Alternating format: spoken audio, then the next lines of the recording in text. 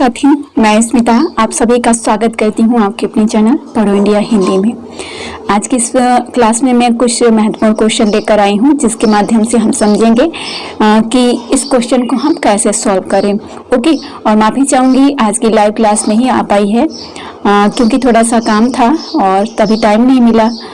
लेकिन ये जो लाइव क्लास है ये शाम को 7:30 बजे या 7 बजे तक आएगी, जिसमें हम रिसर्च से कुछ महत्वपूर्ण टॉपिक लेकर आएंगे विद थ्योरी। ओके, तो चलिए, लेकिन क्लास को स्टार्ट करने से पहले मैं थोड़ा सा आप लोगों को मोटिवेट करना चाहूँगी, क्योंकि मोटिवेशन हमारे लिए सबसे उपयोगी चीज़ है।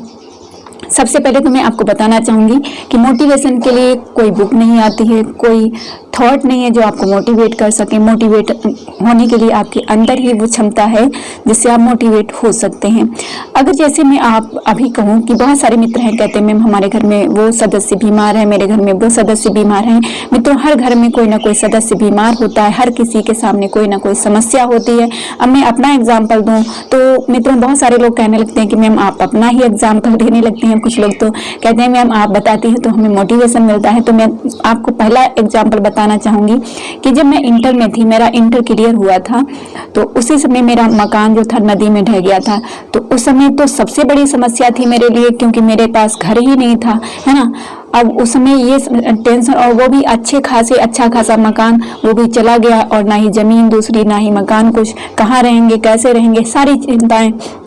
लेकिन फिर भी मैंने उन सब समस्याओं को इग्नोर करते हुए अपनी फैमिली के साथ आगे बढ़ते हुए अपनी पढ़ाई को जारी रखा। जबकि मुझे आगे भी करना पड़ा, अपनी ब्रेक लेना पड़ा पढ़ाई से, लेकिन फिर भी मैंने कंटिन्यू रखा। आपने न्यूज़पेपर में पढ़ा भी होगा, हमने जो आपके पास शेयर किया था। उसके बाद क्या हुआ, जब मैं फाइनल यूजी कर चुकी थी, पीजी भी कर चुकी थी, मतलब पीजी कर ही रही थी, उसी समय मेरे पिताजी को ट्यूबरक्लोसिस हो गया, टीबी जिसको कहते हैं। तो अब मैं आपको बताऊं कि मैं उस समय नेट की तैयारी कर रही थी। तो नेट की तैयारी के दौरान मतलब उधर पिताजी को बीमारी और इधर मेरी पढ़ाई, बहुत बड़ा संकट, सबसे बड़ा संकट। मतलब उस स्थिति में थे, लोग देखते थे, कहते थे बहुत जो है बहुत ही विपरीत परिस्थिति। लेकिन उस समय भी मेरे मन में यही था कि मैं अपने एग्जाम को क्वालिफाई करूंगी और अपने घर वालों को खुश करूंगी। तो मित्रों, ये जो विपरीत परिस्थितियां आती हैं, ये भी आपको मोटिवेट करने के लिए आती है और आपका देखना चाहती है कि आपने जो उद्देश्य लिया है, आपने जो टारगेट बनाया है, वो आपका ट्रूथ है या आप सिर्फ ढोंग करके बैठे हैं कि मतलब सिर्फ दूसरे को देख लिया कि वो कर रहा है तो हमें भी कर लेना। दूसरों को देख के नहीं किया जाता है, वो किया जाता है अपने मन से। तो आज मैं आप लोगों से यही कहना चाहूँगी कि अगर आपने मन से सोचा है कि आपको एग्जाम क्वालिफाई करना है, कोई भी A to Z, तो ये छोटी छोटी समस्याएं हैं, ये आपको पीछे हटाने के लिए नहीं आती हैं, वो आपको आगे बढ़ाने के लिए आती हैं।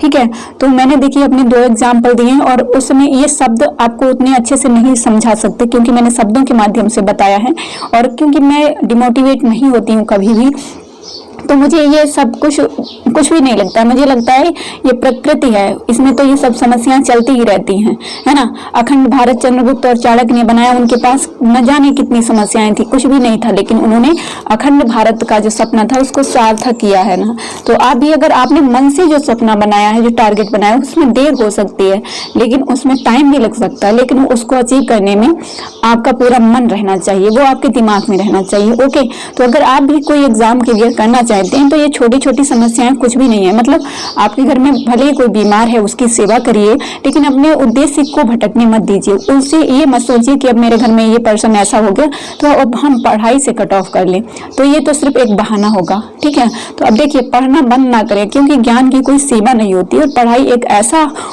ऑनेस्ट इन्वेस्टमेंट है जो पूरी जिंदगी आपको रिटर्न देता रहेगा।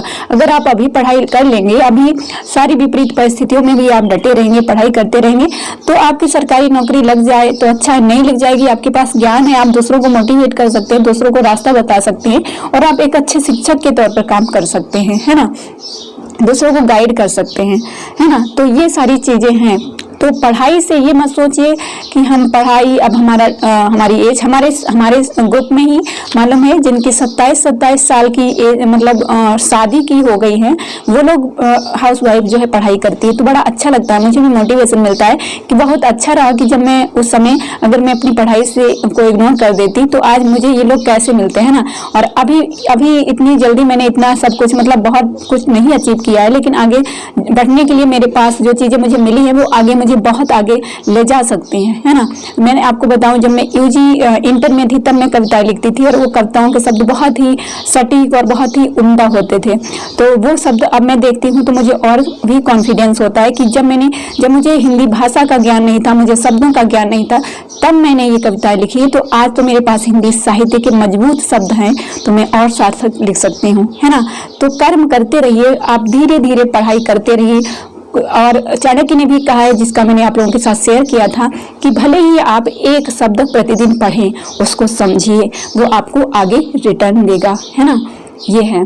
चलिए आगे अब बढ़ते हैं, बहुत हो गया मोटिवेशन, है ना। मेरे कहने का अर्थ एक ही है, अगर आपने कोई मन से सपना देखा है तो उसको सार्थक करने के लिए आपको पढ़ाई करनी होगी, हर हालात में करनी होगी। और ये हालात जो होते हैं, विपरीत परिस्थितियां आती हैं, वो आपके समय को अनुकूल बनाने के लिए ही आती हैं। ओके, चलिए तो देखिए मैंने ये क्वेश्चन करवाया भी था, लेकिन मैं एक बार और इसको यहाँ पे करा देती हूँ, क्योंकि इससे आपका ये क्वेश्चन जो है बिल्कुल कंप्लीट हो जाएगा। देखिए प्रश्न नंबर यहाँ पे देखेंगे कि निम्नलिखित कथन पर विचार कीजिए और इसमें दिए गए तर्क की प्रकृति का उल्लेख करते हुए सही कोड का चयन कीजिए। यह कल्पना करना कि इस अनंत अंतरिक्ष में पृथ्वी ही एक बसी हुई दुनिया है, ऐसा असंगत कथन है, जैसा यह कि बाजरे के खेत में केवल एक दाना उगेगा। मतलब पूरे ब्रह्मांड में जैसे पृथ्वी है, वैसे ही पूरे खेत में केवल एक दाना उगेगा। बाजरे के खेत में एक दाना उगेगा, जैसे पूरे ब्रह्मांड में पृथ्वी पर ही सिर्फ दुनिया बसी हुई है, लोग रहते हैं, उसी तरीके से एक खेत में सिर्फ एक ही दाना है जो सार्थक है। तो ये तुलना इसमें की गई है ना। और जब तुलनात्मक होता है तो होता है सादृश्य मूलक या सादृश्यात्मक, ठीक है, इसको आपको ध्यान रखना है। और हर बार ये क्वेश्चन रिपीट होता है। फिर देखेंगे आप यहाँ पे, शिक्षकों को रोजगार पूर्व परीक्षण बिल्कुल उचित है, क्योंकि चिकित्सकों, वास्तुकारों एवं अभियंताओं जो इस समय नियुक्त है को ऐसे परीक्षण का सामना करना पड़ा। यह किस प्रकार का तर्क है? जैविक, निगमात्मक, सादृश्यमूलक, मनोवैज्ञानिक।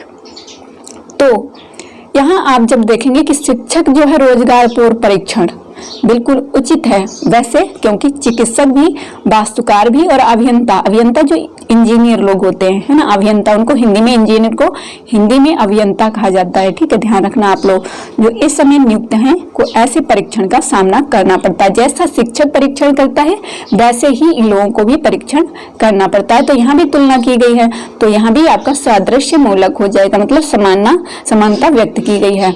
आगे बढ़ते हैं, यहाँ आप देखेंगे क्वेश्चन को, क्या हुआ ये,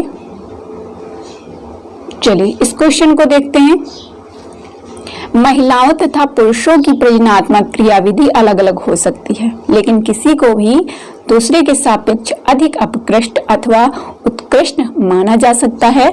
उसी तरह जिस प्रकार किसी पक्षी के पंखों को मोर पक्षों के सापेक्ष उत्कृष्ट अथवा अपकृष्ट नहीं माना जा सकता है। यह किस प्रकार का तर्क है? तो यहाँ भी समानता व्यक्त की गई कि एक पक्षी है और उधर मोर के पंख जो है, पंख हैं जो, उनकी समानता, तो यहाँ भी सादृश्य परक होगा। और उम्मीद करती हूँ अब यह टॉपिक बिल्कुल क्लियर हो जाएगा और क्वेश्चन पूछा जाएगा तो आप इसको साधारणता आसानी से इसको आप करके आएंगे और 2 नंबर आपके पक्के हो जाएंगे, ठीक है।